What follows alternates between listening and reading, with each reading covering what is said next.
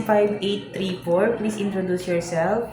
Good day, Ma'am and Sir. My name is Miraflor Quijano Panangitan. I'm 42 years old, married. I'm high school graduate.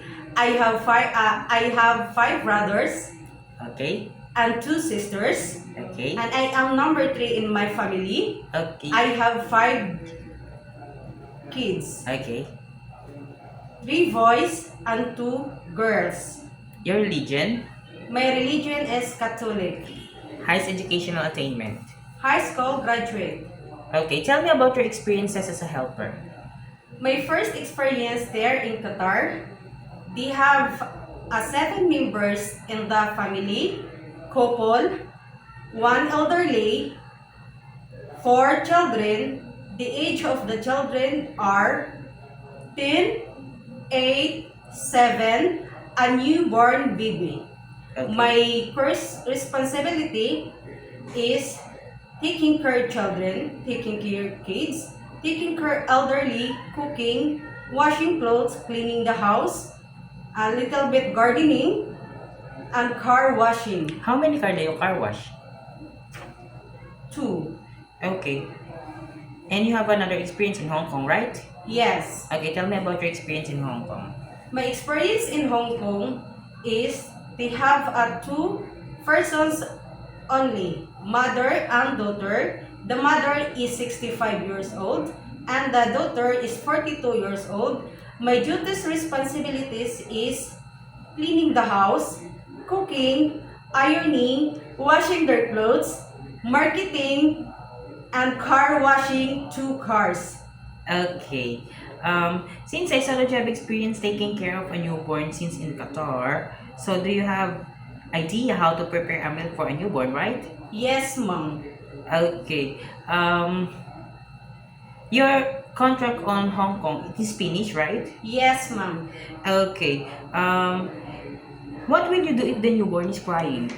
If the newborn is crying, I will check the temperature, then I will check the stomach, then I will check the diaper, then I will inform my employer if the baby is not feeling well. Okay, you will inform the employer if the baby doesn't stop to cry. Yes. Okay, that's the right thing you should do. Okay. Why do you want to work in Hong Kong again? I want to work in Hong Kong because I want to earn the higher salary to support my family here in the Philippines and to support my kids to studying in college. Okay, and how long do you want to work in Hong As Kong? long as my employers needs me. So you are willing to extend your contract. Yes, ma'am. Okay. If do you have any idea how to prepare Chinese food because you are ex Hong Kong, right? Yes, ma'am. Only a basic food, ma'am. Okay, what kind of basic food can you prepare? Like steamed fish, steamed chicken, fried veggie, and a simple soup. Okay. If your employer prepared some food that you are not familiar of, it is okay to you to eat the food that they provide. Yes, ma'am. It is okay to you to cut your hair into short. Yes, ma'am. How about color your hair into black? Yes. It is okay to you to share jobs as a helper. Yes, ma'am. Share room with kids. Yes, ma'am. It is okay to you to take care of pets. Yes. Take care of elderly. Yes, ma'am. If your employer or one of your employer's family don't know how to speak English, it is okay to you to learn Cantonese?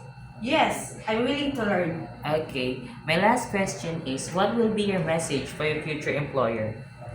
Ma'am and sir, if you choose me as a as a helper in your house, I will be a good and hardworking and honest, kind, and I will treat you, my family, and I will treat you as all my family also, and I will do all my best. Okay. Thank you very Thank much, you. Miss Bye-bye. Mariflor. Thank you.